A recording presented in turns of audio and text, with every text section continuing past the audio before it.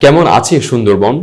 সাম্প্রতিক সময়ে সুন্দরবন রক্ষায় অনেকগুলো প্রকল্প হাতে নিয়েছে বন বিভাগ। এর মধ্যে অন্যতম হলো স্মার্ট প্যাট্রোলিং সিস্টেম। বলা যেতে পারে সুন্দরবন রক্ষার্থে অনেকাংশেই সফল এই ডিজিটাল সিস্টেমটি। এই সিস্টেমে বিশেষ সাইবার ট্র্যাকিং প্রযুক্তি ব্যবহার করার ফলে সহজ হয়েছে বনকে জলদস্যু ও বনদস্যু মুক্ত করা। পাশাপাশি রয়্যাল বেঙ্গল টাইগার, কুমির, মায়া হরিণ সহ বন্য প্রাণী পাচার ও শিকার চোরাচালান ঠেকানো অনেকাংশে সফল হয়েছে। আগে গহীন বনে চোরা কারবারি চলাকালে অপরাধ চিহ্নিত করতে বনরক্ষীদের অনেক দেরি হয়ে যেত।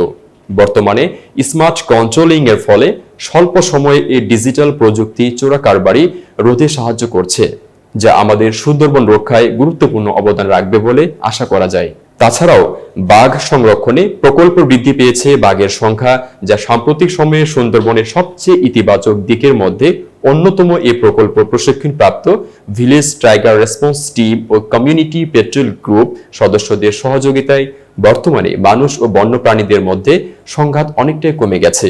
বিশেষত আগে গ্রামে কোনো বাঘ ঢুকলে স্থানীয়রা মেরে ফেলত, কিন্তু বর্তমানে লোকালয়ে বাঘ প্রবেশ করলে প্রশিক্ষণপ্রাপ্ত ভিটিআরটি সদস্যদের ডাকা হয় এবং তাদের সহযোগিতায় বাঘকে আবার বনে ফেরাতে সাহায্য করে। ফলস্বরূপ মানুষের হাতে সুন্দরবনের বাঘ হত্যা অনেকাংশে কমে গেছে। তবে সুন্দরবন সম্পর্কে বর্তমানে সবচেয়ে ভয়াবহ দিকটি হলো জলবায়ু পরিবর্তনের প্রভাব, যা চরমভাবে ঝুঁকিতে ফেলেছে সুন্দরবনের বিভিন্ন প্রাণী ও উদ্ভিদকে। বিশেষত পৃথিবীর সবচেয়ে বড় ম্যানগ্রোভ ফরেস্ট সুন্দরবনের প্রধান উদ্ভিদ প্রজাতি সুন্দরী রয়েছে ঝুঁকির শীর্ষে। সুন্দরী স্বাভাবিকভাবেই অতিরিক্ত লোনা পানি সহ্য করতে পারে না, কিন্তু বর্তমানে জলবায়ু পরিবর্তন সহ আরো নানা কারণে সুন্দরবনের লবণাক্ততা বৃদ্ধি পাচ্ছে।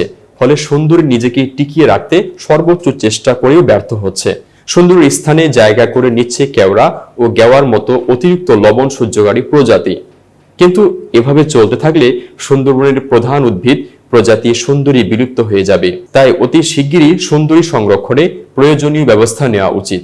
এর পাশাপাশি সুন্দরবন রক্ষায় বনজীবীদেরও উৎসাহিত করা যেতে পারে। এতক্ষণ বার্তা বৈঠকের সাথে থাকার জন্য ধন্যবাদ।